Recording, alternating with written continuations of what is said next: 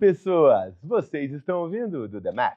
Eu sou Marcel Giraldini e a conversa hoje ela vai ser bastante diferente, porque a gente vai falar de growth, estratégia, dados, numa outra pegada, é como usar M&A, criação de novos produtos. Quer dizer, Produto. uma viagem só, né, Fabi? Nossa, vai ser isso e mais um pouco, Marcel. E para isso a gente trouxe aqui o Vitor Megali, diretor de produto, pricing e dados da Bfly. Vitor, é um prazer te receber aqui no Dudamé. Prazer estar aqui com vocês, poder falar com vocês. Vitor, para a gente começar, aquecer o nosso papo, conta um pouco o que é a Bfly. Bom, a Bfly atualmente é o maior ecossistema de turismo da América Latina, né? É uma empresa relativamente nova, né? Ela tem, a gente vai completar agora, no final de outubro, 4 anos, mas foi uma empresa que, aproveitando uma oportunidade com o que aconteceu da pandemia, com todas as dificuldades que trouxe para o setor de turismo, acabou crescendo e juntando várias empresas que têm vários anos de história dentro principalmente do turismo, mas não só do turismo, né? Então, a gente tem a Flytour, né, que foi uma empresa que teve muitos anos, foi muito conhecida, ela está dentro do nosso ecossistema. Então, a gente tem empresas nós somos hoje a maior empresa do corporativo do Brasil, temos nossa consolidadora, que fica, a maioria do tempo é maior, mas às vezes fica em primeiro ou segundo, mas também em 4 anos já estamos como os principais players do mercado, e a gente tem um pouquinho de tudo, né? A gente tem corporativo, a gente tem lazer de alta renda, tem lazer de baixa renda, a gente tem startups dentro do grupo, somos mais de 30 empresas, então é um ambiente muito interessante, muito inovador, mas também, né, cheio de desafios, afinal são muitas empresas com muitas coisas diferentes e muitas particularidades entre elas. Acho que explicar um pouquinho desse ambiente complexo com desafios, quando eu te perguntei do teu cargo, quando a gente estava conversando, eu falei, produtos, M&A e dados, a gente não está junto. Aí tu explicou, não, que eu entrei por isso, e aí foi colocando, e deu para explicar um pouquinho como se montou e como é que se monta essa cadeia de competitividade que a Bfly está procurando. Explica pra gente como é que você entrou, né, para quem não estava na nossa conversa, que era só eu e você naquele caso, então não tinha ninguém. Explica um pouquinho como é que você entrou e como é que essas áreas foram se montando. Claro, eu já tenho bastante experiência, né, no mundo de turismo, tendo passado bastante tempo em companhia aérea, e foi meu primeiro contato aí com a parte de pricing, de revenue management, né, acabei passando em outras grandes empresas do setor. E aí eu tive a oportunidade desse desafio, né, de montar a área de pricing. A gente estava montando uma das empresas do grupo, que era uma consolidadora de hotel, né, para fazer a venda de hotel, tanto para dentro do grupo como para fora do grupo.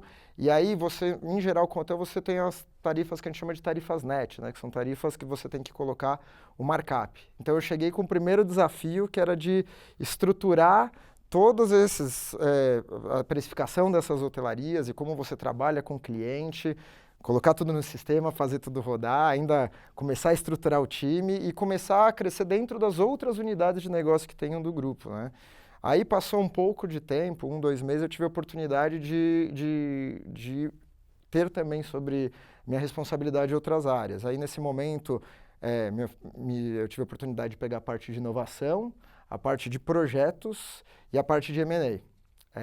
Então aí foi super interessante, né? Porque você tem o mundo de inovação e projetos, eles são, no dia a dia, eles são bastante diferentes, né? O projeto você tem que ser muito estruturadinho, tem que ter muita comunicação, ter um pouco de quase certeza de tudo com todas as áreas, fazer muito check das coisas, enquanto a inovação você tem que fazer as coisas acontecer, né? No final você conversa com todo mundo nas 2 áreas, mas o viés de cada uma delas é muito diferente. Velocidade completamente diferente. O projeto você tem que ter calma, né? A inovação você tem que ter, você tem que ter o planejamento, mas você tem que testar, tem que acertar, tem que errar também para aprender, né? E aí junto essa parte também de M&A para a gente avaliar o que está acontecendo no mercado, entender era muito legal porque teve casos da gente trazer empresas nessa parte de inovação. A gente tinha um pouco dos pitches de startups para apresentar soluções para a gente, e teve empresas que entraram por um fluxo de inovação para prestar um serviço e entraram depois para o nosso fluxo de M&A, da gente conhecer a empresa, ver quais tipos de sinergia, que tipo de coisa a gente conseguiria fazer em conjunto e até para se amarrar no grupo. Então, acho que foi muito interessante, foi um aprendizado muito grande nisso. depois de algum tempo, mais ou menos 1 ano depois, eu tive a possibilidade de pegar a área de produtos, que era muito mais parecido com o que eu fiz ao longo da carreira, né? Por conhecer muito a parte do aéreo, de como negociar esse tipo de coisa. Aí eu, né, um pouco por tempo, saí de inovação e de projetos, então fiquei com produtos, pricing, e o M&A a gente transformou em planejamento de novos negócios, que não era só olhar empresas, mas olhar novos negócios que a gente poderia trabalhar. Sei lá, às vezes você tem negociações de ter risco de hotelaria, mas para fechar aqueles lugares antes, porque tem algum evento, ou eventualmente algum voo para eventos específicos, como o final da Libertadores, esse tipo de coisa. E, mais recentemente, faz agora 3 meses, eu tive a oportunidade de assumir a parte de dados da companhia e ajustar como a gente vai montando o data lake, como integra esses dados, como eles conversam e tudo mais. Então, acho que esse foi um pouco do ciclo. Acho que para mim é muito interessante que eu estou numa empresa que é extremamente inovadora nas visões e no que faz e podendo aprender um monte de outras coisas e poder contribuir para ela seguir crescendo como vem crescendo. Vitor, a gente está falando de um ecossistema que tem uma série de empresas ali e esse olhar, né, para M&A que vocês têm, olhando muito para crescimento. Se você fosse resumir o DNA da Bfly, como que seria isso? A gente, recentemente, até por ser uma empresa relativamente nova, a gente começou a montar toda a nossa parte de cultura, né? E a gente montar a parte de cultura tem a ver também com entender como ela já funciona, né? Não é porque você falou da cultura aquela primeira vez que ela já não exista, né? Então, e eu acho que tem 2 fatores fundamentais, assim, né? Lógico, tem mais outros 2 valores, mas acho que são os 2 que eu sempre tenho na cabeça, né? Que é uma parte a inovação, como eu comentei algumas vezes, mas também a parte de gente do bem. Esses acho que são os 2 grandes valores, assim, que a Bfly ela tem, né, no dia a dia e que fazem acontecer. Essas 2 coisas elas demandam muito a parte de conexão e aí comunicação, porque não é simples você comunicar com várias companhias que têm visões diferentes do mercado, que têm suas individualidades em relação a como atendem o cliente. Então, eu acho que uma das coisas que a gente sempre está no nosso dia a dia para fazer é como a gente consegue convergir em ideias, como a gente consegue escutar o outro, colocar nosso ponto de vista e com isso construir algo novo. Assim, o ecossistema, uma das coisas que eu acho que é mágica e que é super inovadora é que a gente, ao mesmo tempo que a gente tem competidores, eles são fornecedores nossos e vice-versa. Então isso ajuda você a ser mais forte, porque se você não tiver trabalhando bem alguma coisa, se não estiver desempenhando muito bem, você vai estar com um competidor e você vai usar o serviço dele. E se não for estratégico aquilo, você pode ter que falar, talvez não faça tanto sentido a gente seguir nesse lado, vamos nos apoiar num fornecedor. Claro que daí você tem que pensar na estratégia e tudo mais, mas é um negócio que eu acho que o ecossistema ele facilita isso acontecer muito rápido e a empresa crescer muito forte. Eu falo que é como se fosse o nosso organismo, né? Ele meio que, às vezes, ele se ataca para ficar mais forte, né? E às vezes isso a gente vê muito dentro do nosso ecossistema. A gente, na nossa história na MEF, temos 4 M&As, né? São 4 M&As. Já foi complexo. Então, cultura, sistemas, a forma de trabalho, né, o modelo de dados, isso já é... E aí você está falando assim, vocês têm mais de 30. E a idealização do processo já era, né, tu começa crescendo via M&A, faz as aquisições e coloca... o que foi mais difícil? Integrar a cultura, integrar o processo ou integrar o sistema? Difícil a pergunta, hein? Porque, assim... Será que tem uma resposta? Eu acho que, assim, no final das contas, sempre o mais difícil vai ser cultura, porque o melhor e o mais difícil são as pessoas, né? Sempre, empresas são um conjunto de pessoas e sempre você depende de pessoas. Então, você conseguir mudar um pouco de pessoas que tiveram muitos sucessos, muitos anos ao longo daquilo e conseguir ver um pouco diferente, é sempre... trabalhoso, né? É sempre trabalhoso. E ao mesmo tempo, o outro lado, né? Que você montando uma estrutura, você também escutar o outro lado de quem já teve muito sucesso e conseguir pôr seu ponto de vista, acaba sendo complexo. Mas também não dá para falar que o mundo de sistemas não foi algo simples, né? Senão você tinha muito back-office. Então você tem vários back-offices. O que acontece? Para você integrar os dados, para você comparar os dados, fica muito difícil, para não dizer impossível. Então, a gente teve que fazer um trabalho muito grande de ir diminuindo o número de back-offices, montando cada um deles, lógico, pensando na individualidade, né? A gente separa mais ou menos em 3 grandes nichos nossos, que seriam um corporativo, um da consolidação e uma de lazer, que você precisa usar ferramentas mais focadas para cada um deles. Você tentar juntar eles nesse momento, lógico, futuro tudo vai mudando, vai evoluindo, a gente sempre tem que estar olhando, mas nesse momento é mais simples você separar essas coisas, porque eles têm essas suas individualidades, mas integrar. No começo, com essas 30 empresas, a gente tinha mais de 10 back-offices diferentes rodando, né? E um back-office que trazia informação A que o outro não trazia. Como que você consegue fazer uma avaliação? Como que você pode fazer uma análise conjunta dos dois? Não consegue, né? Então, a gente teve que fazer toda essa parte sistemática para a gente conseguir trazer e começar a ter uma cultura mais de dados, mais troca entre as empresas e tudo mais. Então, sempre para mim o mais difícil é o cultural, é o das pessoas, mas não quer dizer que nenhuma das outras partes foi fácil. Vitor, indo nessa linha, o que você enxerga como fator-chave para conseguir fazer essa virada e colocar todas as pessoas nesse barco? Porque a gente sabe que as pessoas, como você mencionou, às vezes elas tiveram muito sucesso fazendo de uma forma, então mesmo quando eventualmente se é apresentado ali uma ferramenta melhor ou um sistema melhor, pode ter algum tipo de resistência ou de fricção, o que quer que seja. O que você entende como um fator-chave ou algum elemento que te apoia muito nessa virada? Eu acho que tem um ponto que eu acho que, né, eu vejo até um pouco de necessidade da sociedade que a gente está, que é a empatia.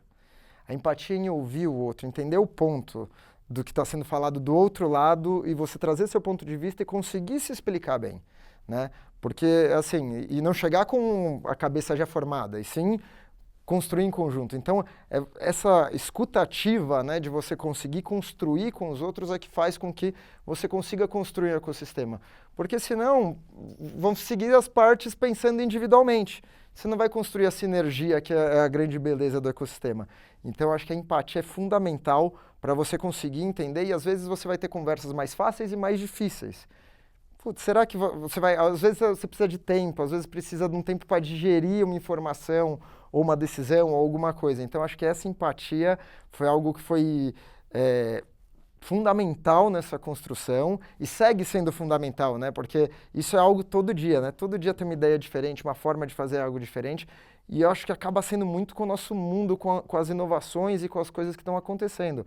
Eu estava vendo outro dia o pessoal falando sobre, né, o nosso mundo é complexo e a complexidade ele vai estar com a gente.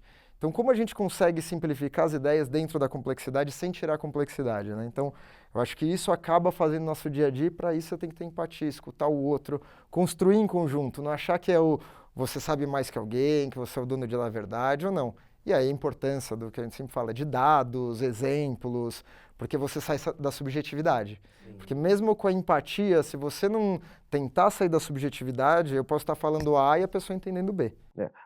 Bom, gente, tem uma parte importante, né? Contabilidade não é uma ciência exata. Vamos pegar, por exemplo, daí tu fala de dados. Back-office, 30 empresas, cada uma... Não, ó, eu faço eu aponto o investimento desse jeito, eu aponto desse, né? Que a gente gosta de fazer a visão de retorno, meu WSCC, né? O derivativo. Porque tem ali possibilidades de como alguém quer gerenciar.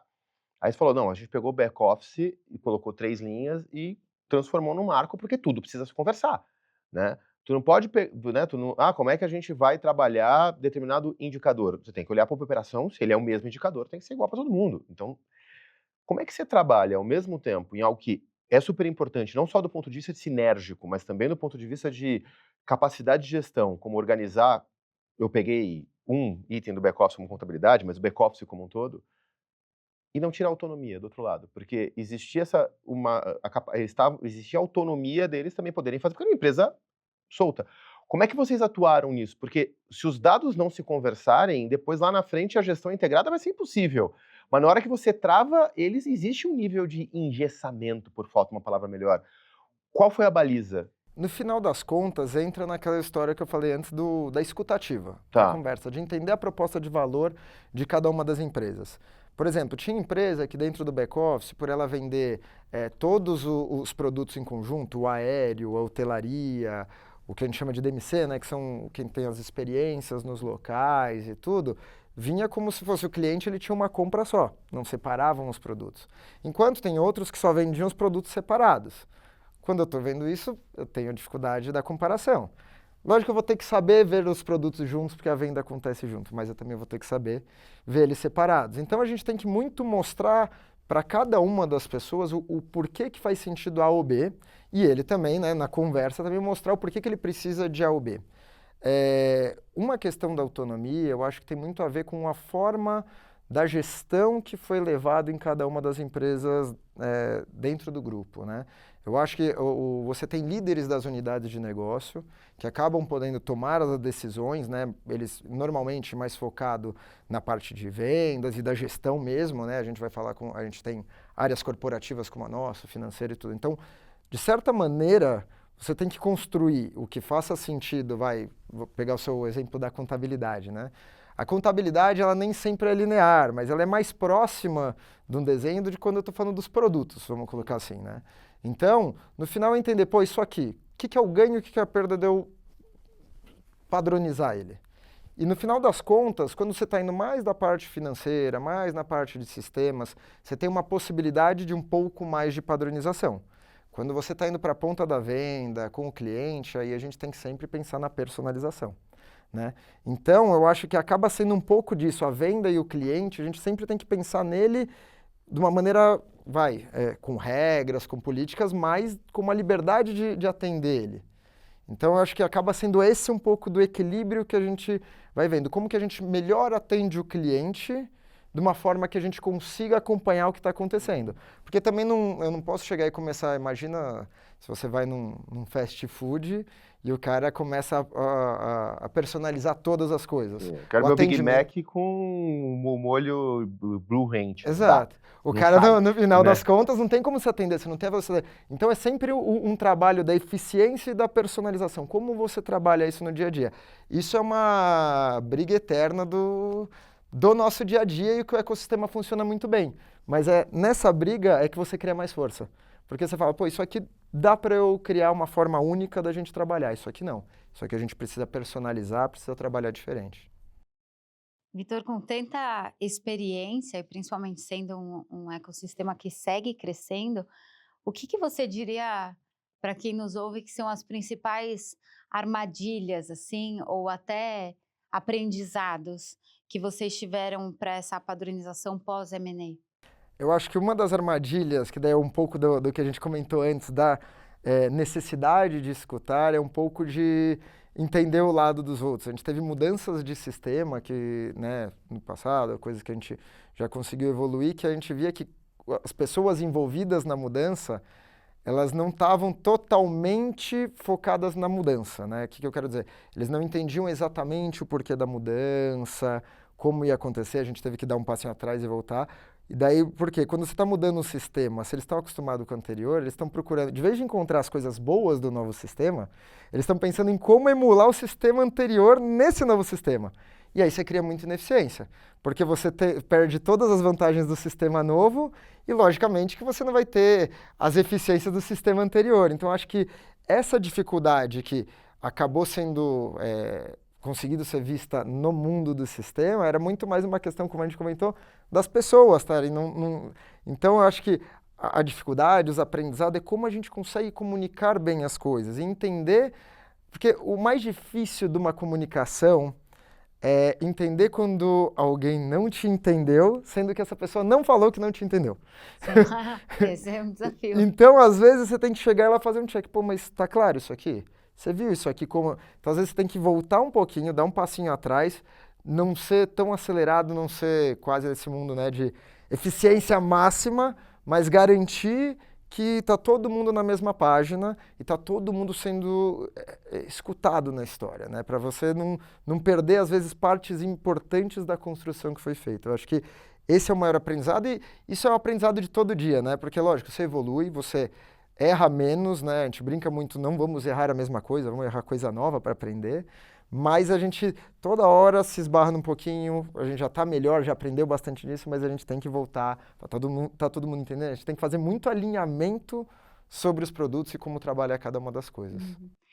E de uma certa forma esse tempo, digamos assim, a mais que você, nessa confirmação de entendimento, você ganha isso lá na frente, porque você sair, né, como você falou ali, acelerando e atropelando, isso daqui a pouco gera um ruído, uma fricção muito maior, que depois para você resgatar e arrumar deve ser muito mais complexo. Muito mais. E no final das coisas tem uma questão transformacional, né? Quando as pessoas elas sentem que são parte do todo, você cria a cultura, você monta a cultura. A pessoa não fala, isso não vai mudar, ela não fica na... Ela sente parte, ela traz solução, ela traz coisas para fazer, ela traz novas formas de enxergar, né? E eu acho que todo mundo fica mais motivado e o resultado para a empresa é incrível, né? Tu falou dado e cultura, eu quero voltar para produto, eu vou deixar essa aqui, porque eu sei que quando a gente está em produto eu não vou mudar mais de pauta. Mas me fala uma coisa assim, você está com pricing, você está com M&A, a gente falou bastante de vendas, como é que hoje essa camada de dados e analytics apoia nas decisões de produto a M&A? Como é que flui isso? No final das contas, a gente vive num mundo que hoje eu não consigo entender como é viver sem dados, né? No final das contas, para as tomadas de decisão, dado acaba sendo, para você entender o contexto, ele é fundamental, né? Então, no mundo de produtos, você vai ter que entender como que funciona cada um dos seus fornecedores, o que faz bem, o que faz mal. Você tem que entrar em camadas mais profundas dele, né? Porque às vezes o fornecedor que melhor traz a remuneração, talvez é o que vai me gerar maior problema com o cliente. Será que vale a pena vender ele ou vale a pena eu direcionar isso para outro? Então são tomadas de decisão nisso. E nisso junto, que acaba pegando muito no M&A, quando a gente está olhando algumas empresas também, tem uma coisa muito interessante, que olhando empresas, por exemplo, do setor de turismo, por a gente ter um ecossistema com tantas empresas, muito provavelmente tem alguma coisa que a gente faz parecido ou próximo dela. E daí começam os números, né? E assim, como a gente, no final, o turismo é um setor que vem, nos últimos anos, se profissionalizando muito, crescendo muito, mas tem muito em empresas pequenas, vamos colocar um detalhamento menor de dados, uma dificuldade maior de dados. E daí começam a vir algumas informações que quando a gente bate com o negócio, fala, putz, isso aqui não parece que não está tão certo. Isso aqui não tá... Então permite a gente entender, isso aqui é um setor que a gente não estava vendo, tem uma baita oportunidade aqui de trabalhar junto. Então as coisas acabam se conversando, porque elas no todo elas vão se juntando. A tomada de decisão de trazer uma empresa para o ecossistema, muitas vezes vai ter a ver com algum setor que a gente ainda não entrou totalmente, ou que a gente sabe que a gente precisa de ter uma escala maior para alguma coisa, e para isso todos os dados de produto ajudam a fomentar nisso, porque eu sei que se eu conseguir, sei lá, a negociação com essa empresa, eu posso conseguir a negociação X com outro fornecedor, e isso vai trazer um valor extra que vai me permitir fazer o M&A, porque se a gente ficar separado, esse valor não vai ser gerado. Então, quando eu consigo ver esse valor gerado, é onde que acontece o negócio, né? Porque acaba sendo que a soma das partes é maior do que as partes individuais. Então, é aí que acontece a mágica. Então, o dado, ele baliza isso. E o dado, ele também ele baliza o aprendizado, né? No final das contas, hoje, né, acho que tem um autor que eu gosto bastante, que eu não sei, ele fala muito, a gente superestima nosso aprendizado acadêmico e subestima nosso aprendizado em teste e erro. Com o mundo de inovação hoje, cada vez mais a gente está voltando para os testes, né? POC em todo lado, fazendo teste em todo lado. E isso ajuda muito. Então a gente precisa do dado para a gente ver se aquilo fez sentido mesmo. Porque daí você consegue ver várias variáveis e você consegue aprender, porque, como você falou, né? Por que a contabilidade não é exatamente algo exato? Porque ela tem vários caminhos e várias árvores de decisão que podem explicar a mesma coisa. Só que a gente precisa se balizar em algo para ir aprendendo com isso. Sem o dado, o aprendizado fica praticamente impossível, né? Vitor, olhando, você comentou, né? Às vezes vocês fazem aquisição ou M&A aí com empresas que tenham conexões já. E, eventualmente, isso pode vir também com uma sobreposição de algo que vocês já fazem. Vamos se aprofundar nisso, mas essa empresa ela também faz, sei lá, de repente, algum braço que vocês já têm dentro de casa. Que critérios que vocês usam para definir o momento de criar, de integrar ou até de descontinuar algo? Eventualmente, a gente vai adquirir aqui ou vai ter um merge com uma empresa, mas essa parte aqui não faz sentido. Quais são os critérios? Como que você faz para equilibrar essa decisão? No final das contas, tem vários fatores que entram aí, né? O criar depende de condições muito específicas nossas, né? Então, uma negociação que seja muito, que só a gente tem, uma especificidade de alguma empresa, algo que tenha uma questão de segurança importante, que a gente tem que montar, que é melhor fazer dentro de casa que fora. E daí, quando a gente vai usar ou integrar alguém, tem a ver muito com questões de escala, né? Assim, por exemplo, a gente vai olhar a competitividade do mercado, ver o que está acontecendo, os robôs de consulta de precificação, por exemplo. Um cara que tem uma escala muito grande disso, provavelmente ele vai ter um custo de desenvolvimento e de estar fazendo manutenção todo dia menor que o nosso. Então, provavelmente, esse cara é melhor eu integrar do que criar o meu. Mas se eu tiver algo muito específico meu, talvez faça sentido eu construir dentro de casa. Então, estou dando um exemplo para ficar mais fácil esse negócio.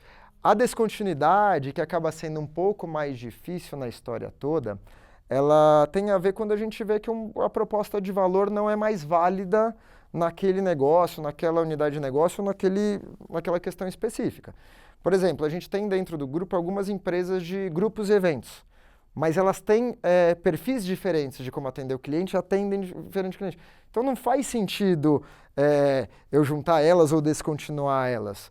Agora, se eu tenho, por exemplo, algum tipo de empresa que faz exatamente o que a outra faz e não tem nenhuma questão de marca diferenciada, eu não tenho eficiência entre essas. Talvez eu tenha duas equipes fazendo a mesma coisa. Não faz sentido isso acontecer. Dentro de um desenho, por exemplo, do ecossistema versus agências normais, tem uma questão que entra um pouco nisso, que é o seguinte. Agências normais, você tem uma área, sei lá, de produtos para cada uma delas, você tem um financeiro para cada uma delas, você vai ter um RH para cada uma delas. Dentro do ecossistema, a gente permite ter essas áreas corporativas, a gente atendendo todas as empresas, o que traz uma grande sinergia. Então, de certa forma, eu deixei de ter o RH específico daquela empresa, disso. A gente, às vezes, faz junção de empresas ou a gente muda o negócio da empresa para ela funcionar de uma maneira diferente. Então, a gente fica procurando essas possibilidades, porque, às vezes, descontinuar, às vezes não é só descontinuar, falar, ela não existe mais essa empresa, mas eu posso mudar o que ela faz. Então, basicamente, é pensar na proposta de valor e como ela se agrega à proposta de valor dentro do grupo. Porque, às vezes, uma empresa também, no primeiro momento, ela não está me trazendo rentabilidade, mas ela faz com que outra empresa do ecossistema tenha rentabilidade. Então, se eu tiro essa empresa, a outra deixa de ganhar dinheiro. Ela pode ser um gerador de lifetime value para outra empresa. Isso exato. Dando um exemplo de outro setor, de coisa que a gente passou, tem uma maluquice, por exemplo, no mundo de voos, né? Tem voos que, apesar deles não se pagarem, tinha um caso de um voo para Miami, nas minhas vidas passadas aí, que daí tinha um voo de manhã e um voo de noite. Daí um deles não era rentável. Daí, a tomada de decisão naquele momento foi, não, a gente vai tirar esse voo, vamos descontinuar esse voo, vai ficar só com uma oferta desse aqui. O que fez? Fez o outro voo deixar de ser rentável. Porque o público corporativo que viajava para poder ter a possibilidade de voltar à noite ou de manhã, parou de voar porque ele só podia voltar de noite. Então, o outro concorrente que tinha a possibilidade de noite e de manhã acabou pegando todo esse mercado. Então, nem sempre as coisas são diretamente correlacionadas. E esse é sempre, quando a gente está falando de dados e testes e tudo, é sempre um cuidado que a gente tem que tomar. Porque a gente está num mundo hoje de variáveis quase infinitas. Então, a gente tem que ir testando para conseguir ver, como impactou, por que não funcionou? E tentar entender um pouco o que aconteceu. Então, acho que é por isso que é tão importante. O importante é você responder rápido quando algo que você erra, né? Corrigir rápido um caminho que não erra e seguir testando novas coisas. Né? Deixa eu te fazer uma pergunta. Você falou de começar e descontinuar. E a gente acabou indo olhar para pedaços do ecossistema. Mas tem um produto em específico que vocês já decidiram iniciar o produto por uma necessidade de mercado, provavelmente percebida e não solicitada, mas já sabiam que este produto ia finalizar. Quero fazer um disclaimer para tu ficar totalmente tranquilo, uma coisa que a gente não gosta de fazer aqui, que é datar o episódio. Estamos gravando em outubro, portanto, a COP30 não aconteceu. Enquanto você ouve, ela já aconteceu. Dito isso, como é que foi planejar o produto? Acho que primeiro explica o produto de vocês, mas eu queria entender como é que como é que a gente faz esse produto e como é que se cria algo que eu sei que eu estou fazendo e ele vai desaparecer na sequência. Porque esse nasceu para morrer. Porque não vai ter COP30 depois dela ter acontecido. Claro, né? Essa é uma das coisas, acho que é super interessante que a gente trabalha lá, que você vai ter produtos contínuos e produtos Descontínuos, temporários, Temporários, vai melhor, boa. temporários, muito bom. Então, no final das contas, começa tudo surgindo, né, buscando oportunidades, né? Quando começou a surgir toda a história da COP30, a gente sabe que, Belém é a capital do Brasil com a maior quantidade de favelização, né, porcentagem de casas, então já é um local que tem uma questão complexa em relação a moradias, tudo, e isso, logicamente, também acaba afetando a parte de hotelaria, ainda mais uma hotelaria tão específica para um evento tão específico que vai trazer, né, pessoas de todo mundo, que a segurança é chave para acontecer, né? Então, surgiu a oportunidade. A gente, já de algumas coisas, né, que a gente já tinha visto e tudo, a gente começou a fazer esse planejamento de como poderíamos trabalhar. A gente trabalha na negociação com hotelaria, sabia um pouco das dificuldades que estavam começando a acontecer e surgiu a possibilidade de a gente falar, vamos trazer aqui os navios para montar uma hotelaria? Aí você começa a planejar isso, tá bom. Primeiro você tem que ver se no final das contas para de pé, né, o projeto. Então você precisa entender a estrutura de custos do negócio. Então, qual é o custo com as armadoras para trazer o navio? Como que funciona, o que deveria. Então a gente teve que montar toda a estrutura de custo, tanto do fretamento do navio, quanto das possibilidades de custos que tem na operação, gente que vai ter que estar lá, tudo que vai acontecer, como das entregas do porto, né? A gente está, daqui a pouco vai acontecer a COP, mas as entregas do porto estão acontecendo nesse momento. Então existem certas incertezas de como vão funcionar os barcos que a gente teve que colocar no custo. Depois você precisa entender de um produto, mas de maneira não linear. Como que, por exemplo, como que as armadoras precificam suas cabines? Uma cabine, uma suíte de alto luxo ou as cabines mais básicas? Vamos entender como a precificação funciona, o tamanho delas. A cabine cabe 2 pessoas ou ela cabe 5 pessoas? Que também muda. Então, tivemos que entender também como eles precificavam. Junta essas coisas, uma estrutura de custo, com uma estrutura de como você faz o produto por cabine.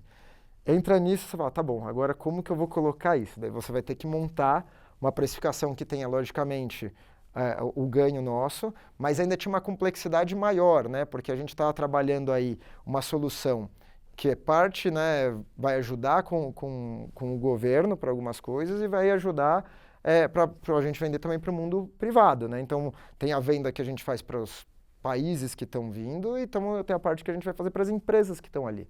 Então, a gente também tinha que pensar numa precificação que fizesse sentido nesse jeito e para quantos dias ficam, porque vai acontecer, né, durante 17 dias a COP, né?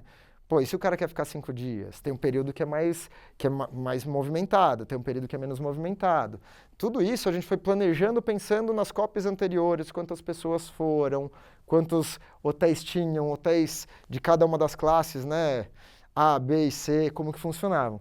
E daí a gente, com algum trabalho, conversando, daí depois fomos, né, toda a discussão com o governo, temos uma série também, né, como é uma parte também, você depende de aprovações de governo e tudo, tem uma série de questões que você precisa executar, de processos e tudo, mas foi isso, no final, estrutura de custos, entendimento do produto, como funciona, como que você melhor atende, quem são seus clientes e tentar transformar isso tudo numa coisa simples para funcionar.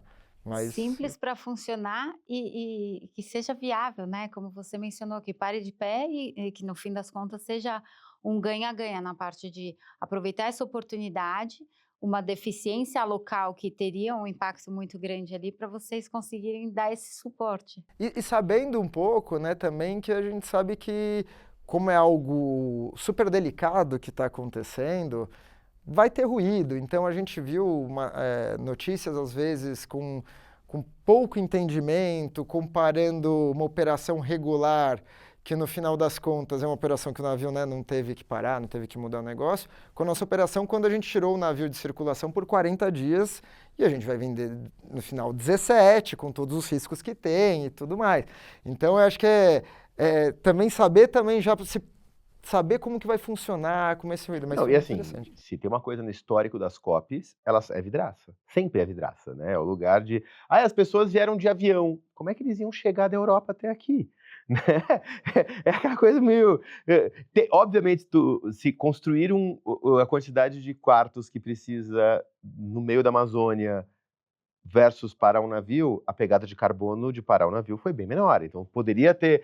Mas aí não é vidraça. Eu acho que tem a coisa que não é o que vai virar notícia. Então, acho que vocês já sabiam que Já sabíamos vai ser vidraça, né? Sim, Não vai ter muito jeito. E a gente tem, querendo ou não, como a gente fez todo, né, esse planejamento das coisas, a gente também já, quando nos perguntam, a gente já tem as respostas. A gente sabe que para o tipo de cabine, para o tipo de quarto, a precificação foi uma precificação que faz sentido ali e funcional. E comparando com outras copies, putz, a média dos preços não ficou longe de outras copies, como foi falado, entendeu? Acho que isso é um ponto que... Mas este é aquele momento que tu tem, né, aquela coisa, mais demanda do que oferta, então, teve que criar a oferta para colocar ali, então, tá. Mas no dia a dia, assim, no teu dia a dia, quando tu tá falando em pricing especificamente, eu imagino que a tensão do equilíbrio entre margem e a percepção de valor do cliente, ela é muito mais sensível, porque o mercado em si é ultra competitivo, né? Tu vai conseguir agregar experiências e atendimento, mas tipo, sei lá, ir para a Itália e vir para a Itália, né? No final do dia tem um pouco isso, né? Claro. Não, aí tem acho que algumas coisas, né? A gente, no trabalho nosso de pricing, eu brinco lá dentro que, por mais que a gente chame de pricing, ele é um pouco mais de revenue management, né? Porque a gente não trabalha só com a precificação do valor final. A gente também trabalha com, às vezes, produtos que, no final das contas, a gente está pensando na rentabilidade dele e ele já tem um preço fechado, né? Isso dependendo do que a gente está falando, se é aéreo e como cada um desses funciona. No dia a dia, os produtos mais comoditizados acabam sendo muito disso que você falou, uma briga constante de eficiência, né, de entendimento, como trabalha o mercado, entender a competitividade, entender como criar novas coisas. Mas nos produtos que a gente se propõe a fazer diferentes do mercado, aí acaba sendo um pouco diferente essa conta, porque você gera, com sua proposta de valor diferente, você gera uma maior margem. Uhum. Então, dei aquele exemplo, né? A gente, ano passado, fretou as aeronaves para a final da Libertadores. Esse é um produto com uma margem muito positiva comparado com os voos normais. Por quê? Porque tem muita gente querendo aquilo, tem uma questão de desbalanceio de oferta e demanda que você consegue fazer. No dia a dia, sempre a dificuldade é você construir uma proposta de valor que não seja comoditizada. Porque se você entra numa comoditização, você entra num fluxo de menores margens, algo que destrói um pouquinho o valor, e você briga toda hora, você vira uma briga de custo. E essa briga de custo, ela tem uma hora que termina, que esgota. E se estão muitos concorrentes lá, acaba sendo um negócio que quase quem tem maior fôlego vai sobreviver. E não é positivo para ninguém. Então, o desafio no final dessa proposta de valor com margem é como você constrói produtos diferentes.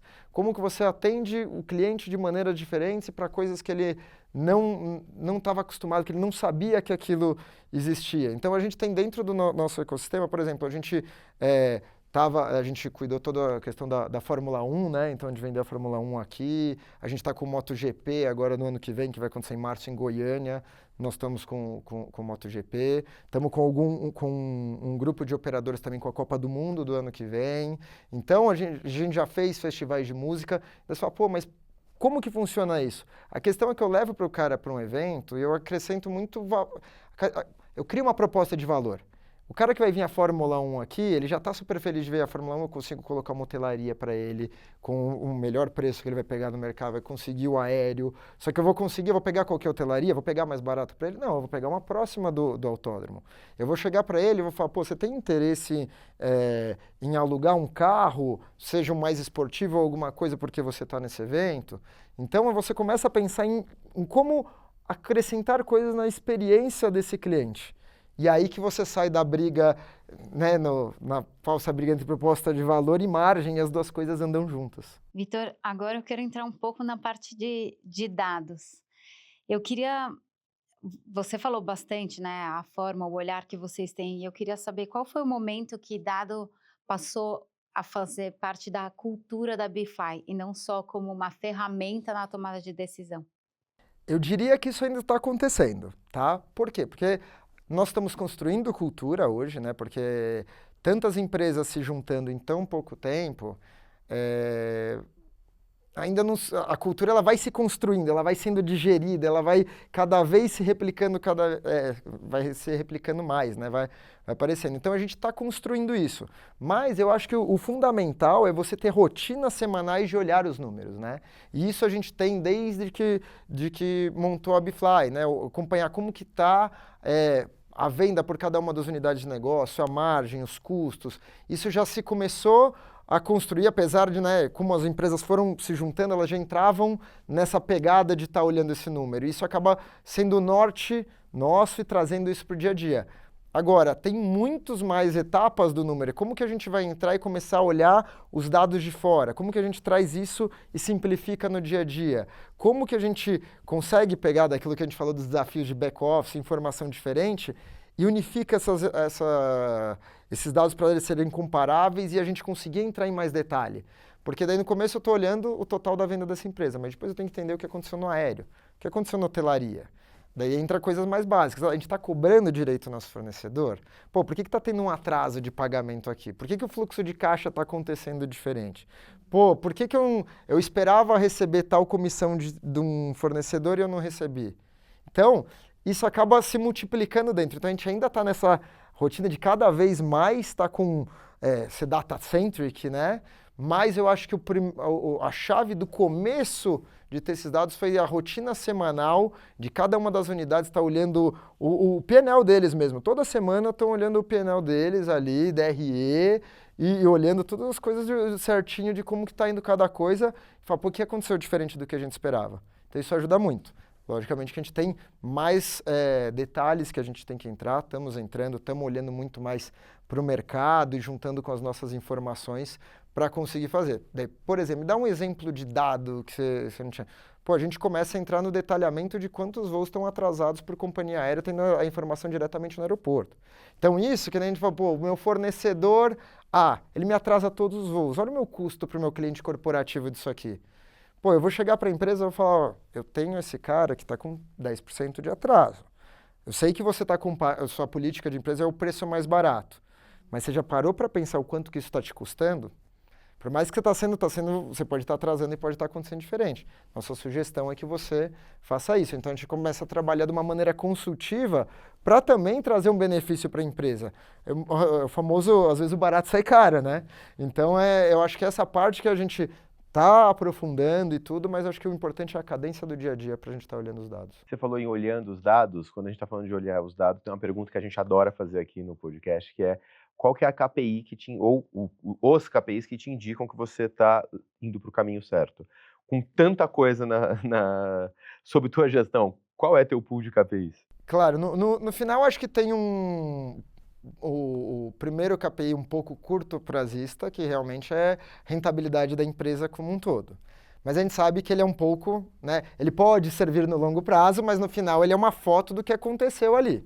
Então, no final das contas, a gente começa a usar outras coisas. A gente tem KPIs de eficiência de unidades de negócio. Então, a gente precisa entender como que estão o número de transações por funcionário, o número de transações, o número de rentabilidade que eu tenho por transação. Isso ajuda a dar alguns nortes de que as coisas estão acontecendo. Mas eu acho que, pensando no mais simples, que todos os dados estejam todos dentro de todas as plataformas nossas, que a gente possa comparar, que elas estejam conversando. Eu acho que isso é o primeiro, que a gente tenha uma rentabilidade boa e que os nossos planejamentos estratégicos estejam acontecendo. Então, é difícil eu te falar dentro de um ecossistema 1 ou 2 KPIs, porque no final das contas eu vou ter os KPIs que eu uso no corporativo de uma maneira, mais específicos.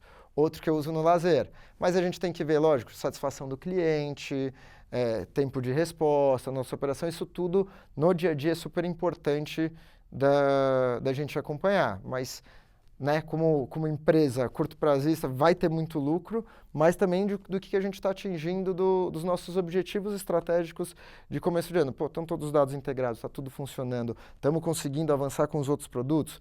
Quero crescer mais. A gente tem uma unidade de negócio, que é um projeto que eu acho incrível, que chama Vai Voando, que é para o pessoal de baixa renda.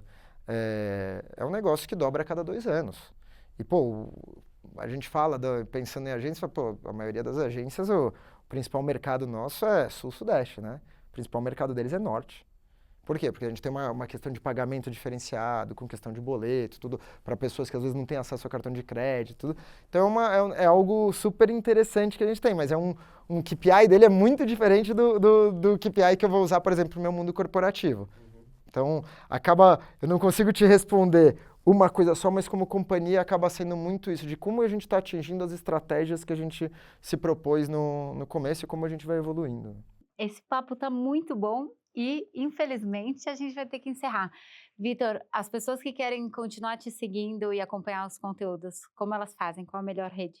Eu, assim, ó, tenho, né, tô no LinkedIn, então aí também, quem quiser me chama por lá, sempre respondo rápido, isso é super importante, aí depois eventualmente podemos aí conversar no WhatsApp, podemos combinar alguma coisa, mas eu acho que o LinkedIn, né, Vitor Megali tá lá, eu acho que consegue me encontrar e falar, acho que é a melhor forma que tem. Eu não sou o cara mais ativo em redes sociais, mas eu tô sempre de olho, tô sempre olhando lá, respondo bem rápido qualquer pessoa que quiser conversar, bater um papo sobre qualquer desses temas que a gente conversou ou qualquer outra coisa. Vitor, muito obrigado por participar aqui. Temos um programa, Fabiana? Temos um lindo programa. Duvido que não tiver insight. Eu também. Duvido. Então, vai, curte, comenta, compartilha, manda pro teu amigo ou pro inimigo, a gente não liga. 5 estrelinhas no agregador de podcast ajuda a gente demais e a gente se encontra semana que vem. Valeu. Valeu, obrigadão.